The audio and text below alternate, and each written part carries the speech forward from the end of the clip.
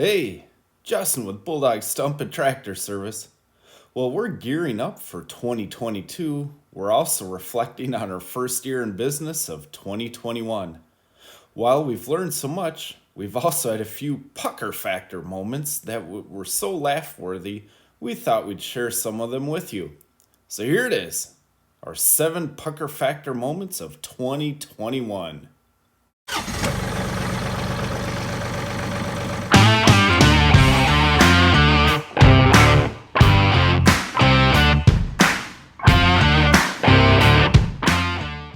Pucker factor number 7, lifting the bucket for the TR3 rake.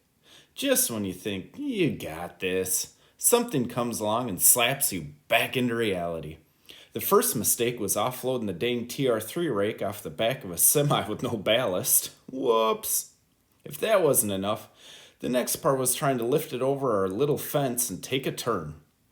Tractors, heavy lifts, turning in dirt, not your option A. Thankfully, the worst to happen was run over a patio chair while trying to concentrate on the 50 million other things and not breaking my tractor and the new attachment. Pucker factor moment number 6, driving hazards. Some of my scariest moments were en route to projects. Drivers see my dump truck and trailer and pull stupid stunts to move and get around me. The scariest time was on the way to a stump grinding job. Several car lengths ahead of me, there was a pickup truck moving a dresser, and of course, they didn't secure their load. My wife was driving ahead of me and saw the pickup truck slam on the brakes and the dresser hit the highway. She tried to call me on my cell to warn me of the hazard ahead, but I was seconds behind her. By the time I got to the mess, the 2 guys driving the pickup were in the middle of the road trying to salvage their dresser. Of course, I didn't know that until the 2 cars ahead of me veered off into the adjacent lanes, of which I can't do anything when I'm loaded 15,000 plus pounds. And the next thing I knew, we were both looking at each other dead in the eyes. I reached for the trailer brake, grabbed it as hard as I could. The trailer started screaming. Those 2 guys put their life in the fate of Chevrolet juice brakes. Inches away from taking them out, they had the audacity to flip me off. Pucker factor moment number 5, barbed wire hazard. It was a nice day. The sun was shining out, but not too hot outside.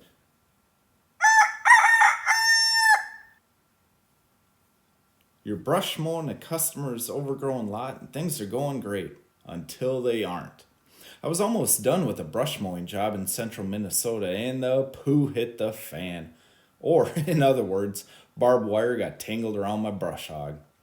You know when your old man cut a switch and you could hear the crack of it cutting through the air? Immediately I heard that and puckered. I hit a barbed wire fence. I knew it. I knew it happened and there was nothing I could do to shut things down fast enough. A million thoughts raced through my mind, expensive repairs, back-ordered parts, keeping my head attached to my shoulders. But I was able to calm the F down and logically think through it. With a little bit of help of some good work gloves and snips, I was able to free my mower of the barbed wire and kept on working.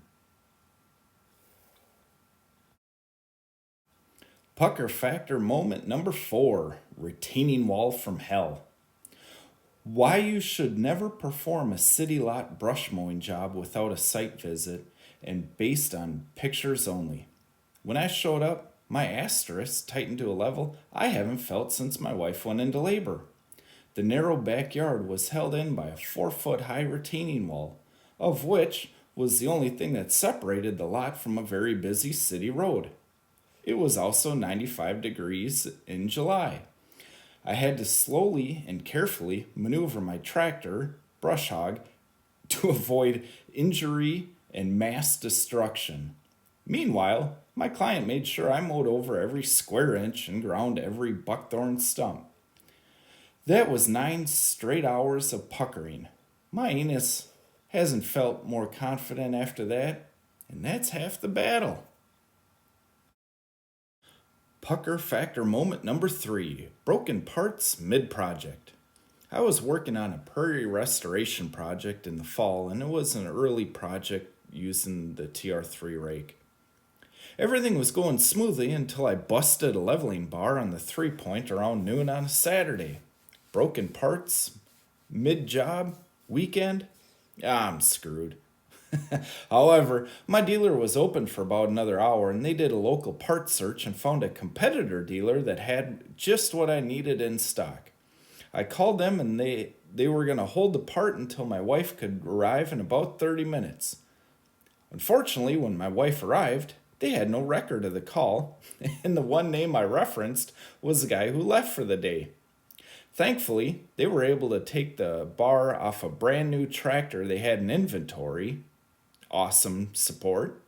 And my wife delivered the part to me, and I was able to minimize the downtime by doing some loader work in the meantime. Pucker factor moment number 2, the steep hill. This one really tested my nerves. I understood the customer's vision, and deep down inside of me, I thought I could help them achieve their dreams.